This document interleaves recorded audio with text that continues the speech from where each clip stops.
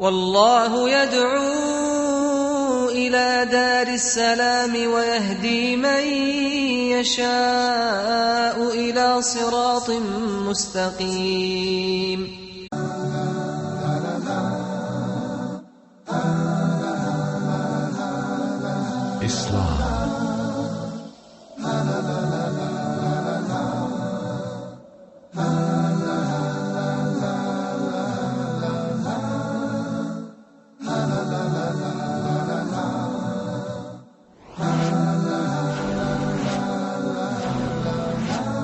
Islam 101.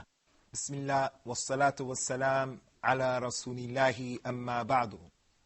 Welcome once again to a new episode of Islam 101, the fundamentals of the religion of Islam.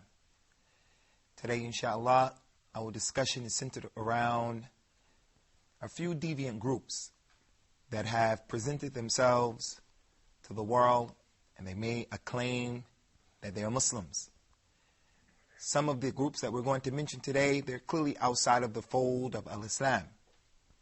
As it relates to the last one that we're going to mention, then they are in the fold of Al-Islam if they are the regular people from that group.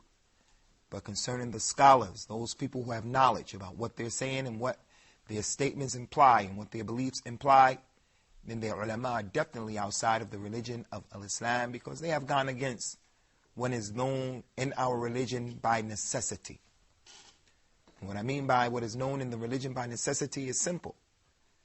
There's not a Muslim in the world, whether he lives in the desert or he lives in a cave, he lives in Africa, he lives on a far remote village or island in the Philippines.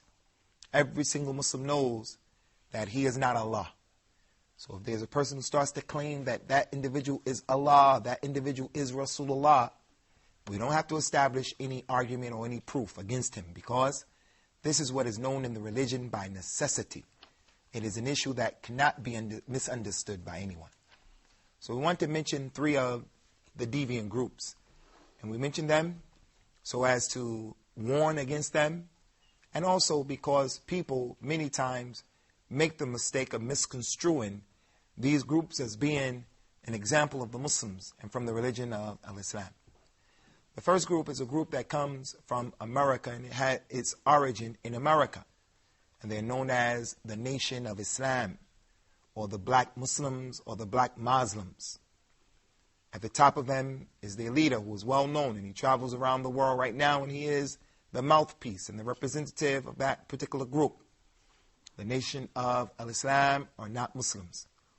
They were a group of racist people, and they continue to be racist. And all they've done is that they've taken the racism of Christianity and the racism that African Americans had to deal with as it relates to Christianity and growing up and living in America, and they apply the opposite racist tendencies. So now they are a group of people who are saying that all black people are good and all white people are devils, real devils. Not the ideas, not some of the actions and concepts and ideologies of certain white people are devilish. They say and believe that all white people are devils, real devils, and that they are a diabolical race that was created in a cave by a mad scientist by the name of Yaqub. That's the Nation of Al-Islam. The leader of that group in the past who started it was a man by the name of Elijah Muhammad. And Elijah Muhammad claimed that he was the messenger of Allah, the prophet of Al-Islam. The prophet of Allah sent to the black man in America. This in and of itself puts a person outside of the religion of Al-Islam. To claim that you are a prophet after Rasulullah is clear disbelief. And it cannot be accepted that anyone doesn't know that this is an action that's impermissible. Concerning the Nation of Al-Islam, there were a few famous worldwide known personalities who were members of this group, like Muhammad Ali Clay, as the Arabs call him, the boxer, the famous heavyweight champion of the world.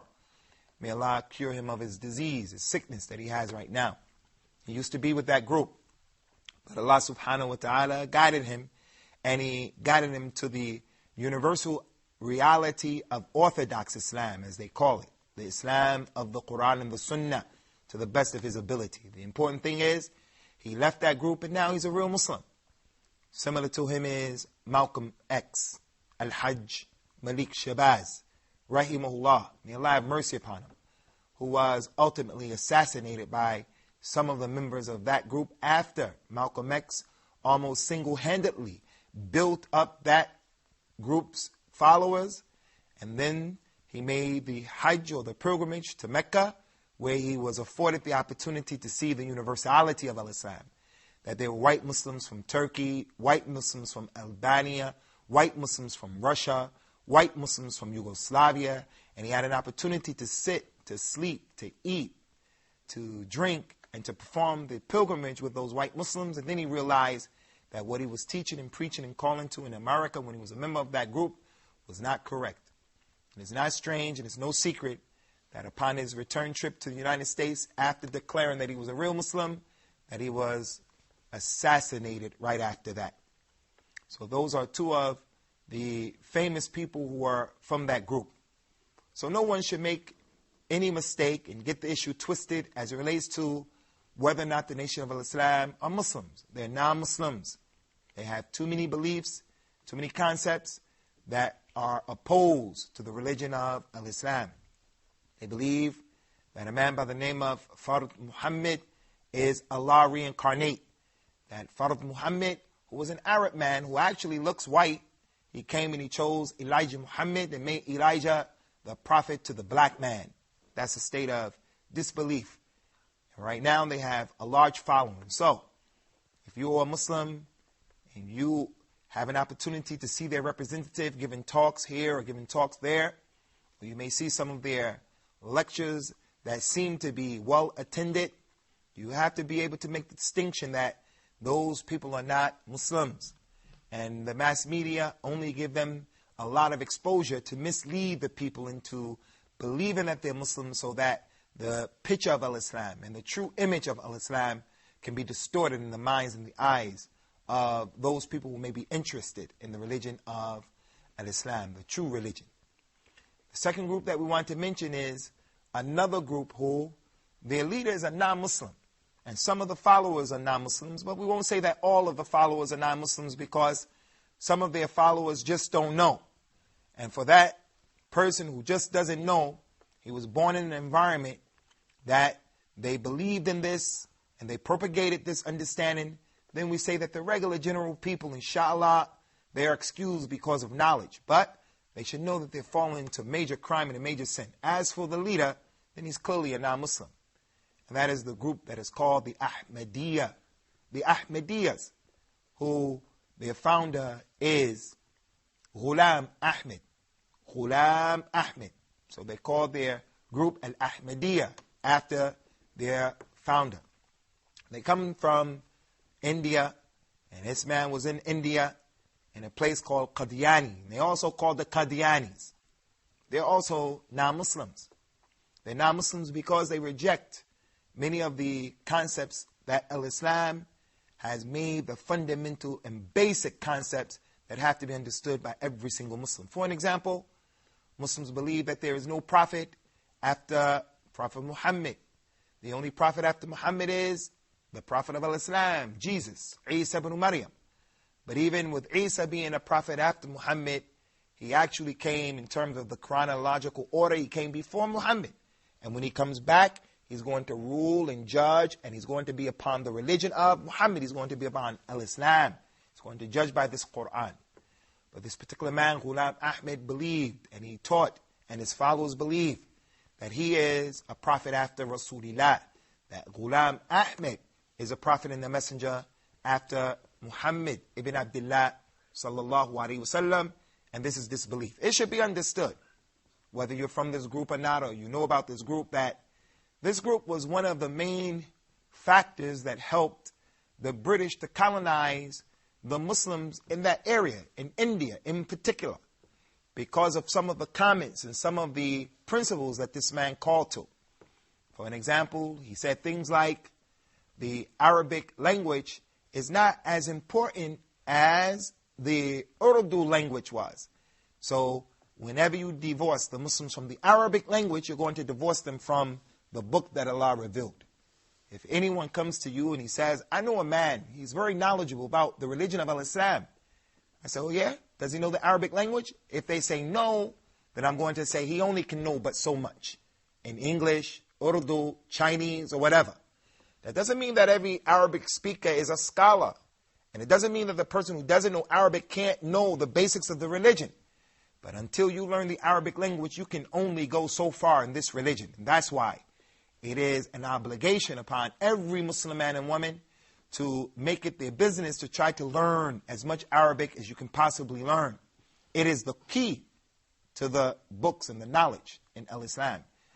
So one of the ways that this man helped the British to colonize the Muslims of India and to make the Muslims a group of people who were backwards is that he put a lot of emphasis on his Urdu language, and he tried to divorce the Arabic language. And this was due to the Asabi and Ansariya, the racism that he had against the Arabs, and plus the national pride that he had for his own language and his own people. In addition to that, he used to tell the people that there's no jihad in Islam, that we don't fight. That what we have to do is we have to turn our weapons in and we have to bend over backwards and make things easy.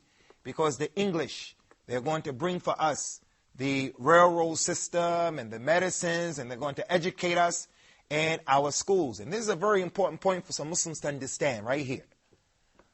The scholars of India during that time, they used to say that learning English was haram. And some people who are liberal, they go to the other extreme, they find that some of the scholars said that learning English was haram, was not permissible. And they say, you see, the scholars in Islam, they're not qualified.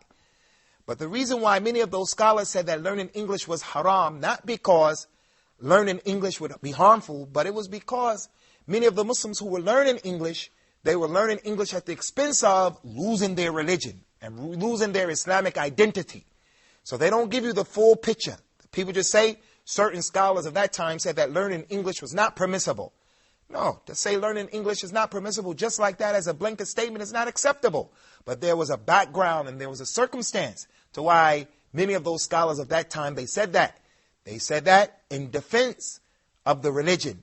So many of the young people, many of the young Muslims of that time, they started to become bourgeois and they started to take on the characteristics and the ways of the non-Muslims. So those scholars said to learn English and become like that is not permissible. So you have to be careful.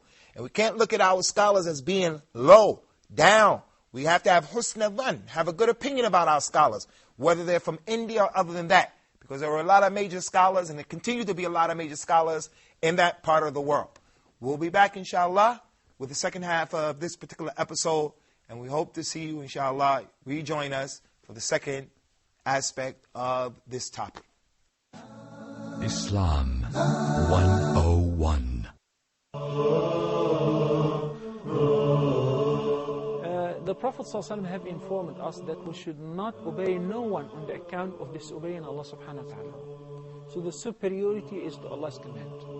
So if the husband tells his wife that I want you to shake hands with my colleagues, with my business partners, no, even if it leads to divorce. If the husband says to his wife that you have to party with me, with partners and so on, no, you have to take your hijab off, no. By any means, communicate with Allah subhanahu wa ta'ala. Definitely Allah subhanahu wa ta'ala knows your language and He will be very happy to answer your dua.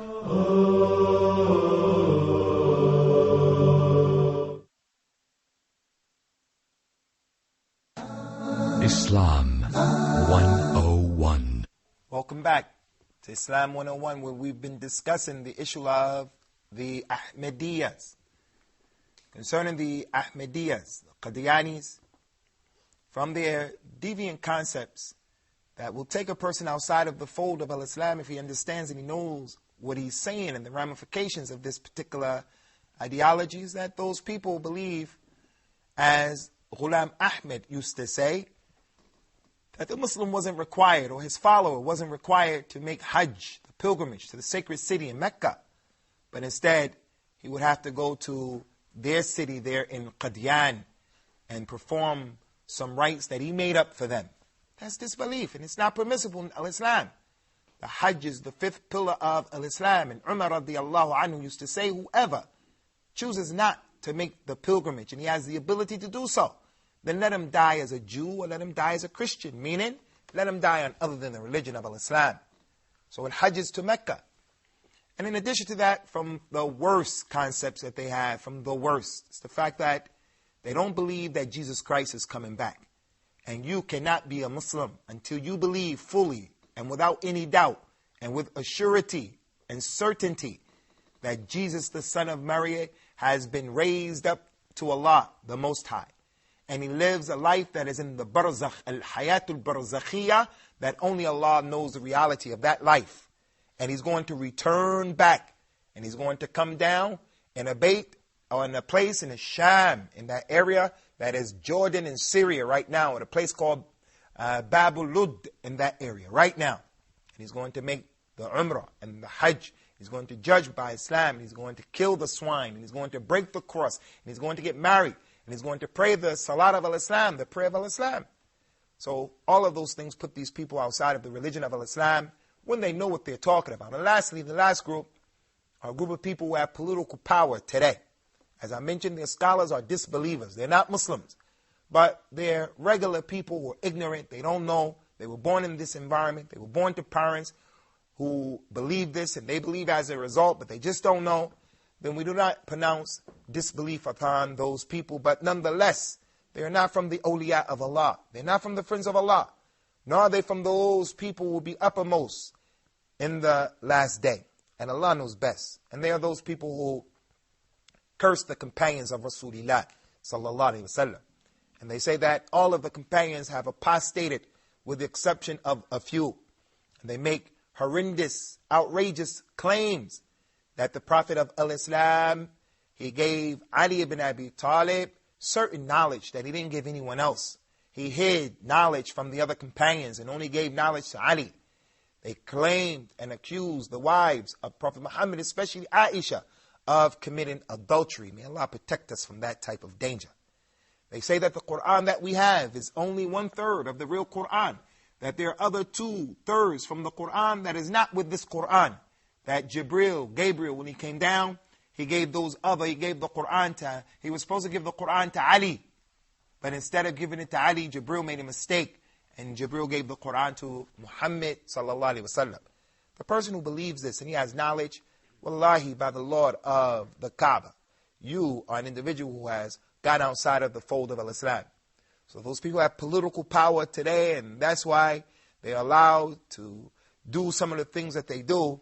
But nonetheless, they are from the people of innovation and the people of kufr and the people of desires, the people of disbelief. So we have to be careful and not look at them as being the representatives of this ummah, this nation, or of our religion. We're going to take some questions now, inshallah, starting with my brother Al-Akh Muhammad Al-Afghani, and then after that with brother Noor, and then Al-Akh Umar. Tfaddal. My question is that arising this kind of groups in Muslim societies, what can we expect from Muslim rulers to do against this, and what can a Muslim individually can do? Concerning the Muslim rulers, they have an obligation and a responsibility to subdue these people, to stop their munkar that's taking place, the evil from their actions. Like Umar radiallahu anhu dealt with the young boy called Sabih, who used to go around asking the people about the shubahat of the Quran, those ayat of the Quran that will cause problems for people to understand. They were difficult for people to understand. And Umar took him to task. And then after beating him, he expelled him from the city and told him, you go out there and you live by yourself. And he told the community, no one talks to him, no one does business with him, no one helps him. This is the way the leader used to do it with those people in the past. Rasulullah himself, sallallahu alaihi wasallam, used to warn the people about the deviant groups and the deviant concepts.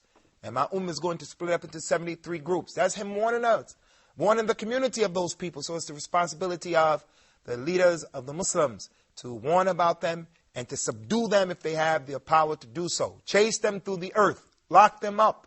Make sure that their cancer does not spread through the community. As it relates to the regular Muslims, we should avoid giving those people our ears. We should warn other Muslims about them. Warn non-Muslims about the deviant concepts. We should not sit with them and to spend time with them. The Prophet told us, sallallahu alaihi wasallam, لا يريد المصحي على الممرض أو الممرض. He said, the camel that is well, has good health, the camel that is well should not be allowed to drink from the same water trough as the camel that is sick. One camel, you know, he has a sickness in the knees and the elbows of the camel, in his nose, in his mouth. There are certain worms that are poison. It doesn't hurt that camel who has it, but if he drinks from the well or the trough of another camel, then the germs are going to spread. So if you are a man who has camel, you have sheep, he said, don't allow the good camel to drink, the well good camel to drink with the camel that's sick, so that he doesn't become sick. So what am I using this hadith for? We're using it to say that the Muslim who his aqeed and his belief is good, he shouldn't be allowed to drink from the same cup. He shouldn't be allowed to mix with those people who have sicknesses in their hearts and in their minds. So you should avoid them. That's from our religion, not sitting with the people of innovation. Akhi, Noor. Okay. Some Muslim in my country, they have some classification about bid'ah or innovations in Islam. They have a classification. The first type is bid'ah hasana or good innovation, and this is allowed. And the second one is bad innovation. So what do you think about this? Certain the taqseem or the division of innovation into the bid'ah that is hasana or the bid'ah that is sayyi'ah, good or bad, this is a taqseem or division that is rejected. Or some people even say that there is a bid'ah that is wajib, and a bid'ah that is haram, and a bid'ah that is mustahab, and a bid'ah that is makruh, and a bid'ah that is mandub, ilayha. This is not acceptable, even if some major scholars of al-Islam said something like that. Because the Prophet of al-Islam, he said, kullu bid'atin dalala. Every bid'ah is a going astray. If it is an innovation that's been introduced in the religion, then it's going astray. Unless you have a proof that would allow you to do it. And then it will cease to be a bid'ah. So every bid'ah, innovation according to the Messenger of Allah, is going astray. But there is one issue that people seem not to understand, and they get it confused and twisted, and that is Umar radiallahu anhu said when he made the salat of at-tarawih upon 3 reciters of the Quran, instead of allowing these 2 people to pray together, those 7 people to pray together, those 30 people to pray together, and the Muslims were divided, he gave the order that the Muslims should pray behind 3 different companions. One who prayed very slowly and he prayed a long time. Another one who prayed moderately in the intermediate recitation. And then the one who prayed with the smaller surahs. And when he came and he saw the people praying behind them like that, he said, this is a good bid'ah. What did Umar mean? Did he mean a bid'ah hasana, that is a new innovation in the religion? No. His statement, this is a good innovation, he meant the linguistic term. The linguistic term. Meaning, the Prophet sallallahu alaihi wasallam, he never called the people to do such a thing. He never gave them 3 imams like that. Never. But he used to pray the prayer and the nighttime prayer in the jama'ah. So it wasn't really a bid'ah. He came out one night, and it wasn't Ramadan, and he was making the salat. A group of people saw him, so they got with him in the salat. Then the next night, he prayed again. Those same people came, and more people came the second night. And then on the 3rd night, he prayed again. And even more people came because they wanted to pray the night prayer with the Messenger of Islam. On the 4th night, the people gathered to pray, and it was even more. And Rasulullah didn't come out. The next day, after the Fajr prayer, they said, what happened to you last night, Ya Rasulullah? He said, I saw you. I knew that you people gathered for the prayer, but I didn't come out out of fear that it may become an obligation upon you, and you won't be able to do it. So this was the rahmah, the mercy. This was the concern that the Prophet had for the Muslims of that time. So here's an example of Rasulullah, the Messenger of Islam, where he is actually practicing the prayer of the nighttime in the congregation. So he told us in another authentic hadith that people also tend to misunderstand. Whoever introduces a sunnah that is good, he will get the reward of that sunnah that he introduced and the sunnah of everyone else who practiced that thing.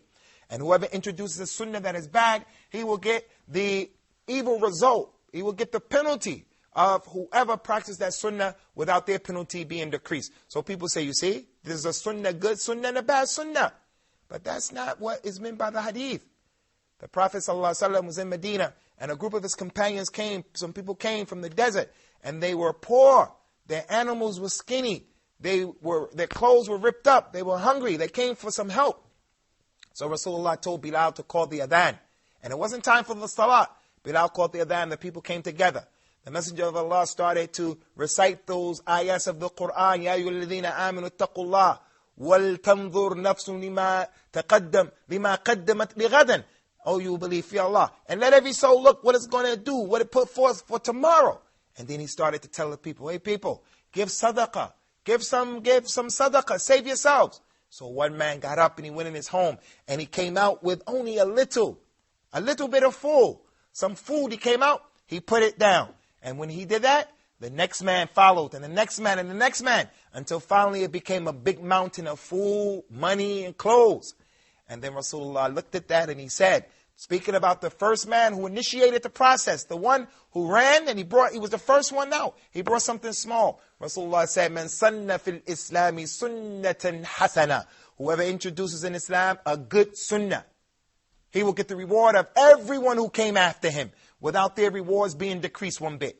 So because he took the initiative, he encouraged everyone, he'll get his reward and his reward and his reward. And whoever introduces a bad sunnah, he will get the penalty of anyone who does that evil thing. And that's why the Prophet said that Adam's son will get a part of every murder that takes place in the earth because he was the first one to commit a murder. So the one who gave the beginning of the sadaqah, he did something from Islam.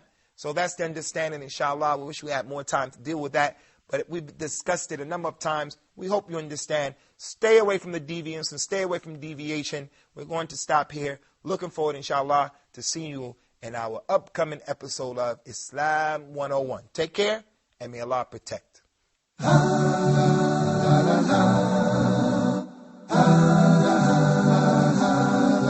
Islam